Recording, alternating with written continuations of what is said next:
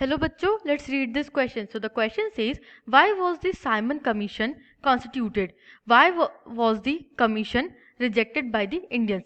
यहाँ पे हमसे क्वेश्चन किया गया है अबाउट द साइमन कमीशन कि साइमन कमीशन को क्यों बनाया गया था, वाई वॉज इट कंस्टिट्यूटेड, और इंडियंस ने क्यों रिजेक्ट किया साइमन कमीशन को. Let's see the key concept. Political and economic changes. अब बहुत सारे पॉलिटिकल और इकोनॉमिक चेंजेस आ रहे थे इंडिया में due to first of all World War 1 के बाद इंडिया में भी बहुत सारे पॉलिटिकल और इकोनॉमिक चेंजेस आए और उसके बाद नेशन वाइड मूवमेंट्स हुए जिसने भी इम्पैक्ट किया इंडिया की पॉलिटी और इकोनॉमी को. Let's your answer. The Tory government in Britain constituted a statutory commission under Sir John Simon in 1928. It was set up in response to the nationalist movement. The commission was to look into the functioning of constitutional system in India and suggest changes. Simon Commission was boycotted in India as it had no Indian member. They all were British.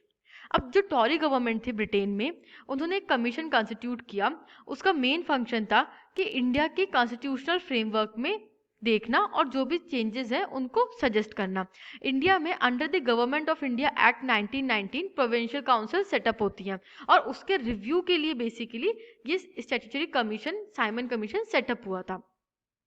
इसका wide level पे boycott होता है क्योंकि इस commission में एक भी Indian member नहीं था. जितने भी मेंबर्स थे दे ऑल वर ब्रिटिश. और जब आप इंडिया में आकर के इंडियन कॉन्स्टिट्यूशनल फ्रेमवर्क को रिव्यू करोगे तो इट इज़ वेरी इंपॉर्टेंट कि इंडियन मेंबर होना ज़रूरी है कमीशन में. And commission was not able to satisfy the Indians, hence it was rejected by the Indian people. I hope you understood this question. Thank you and best of luck.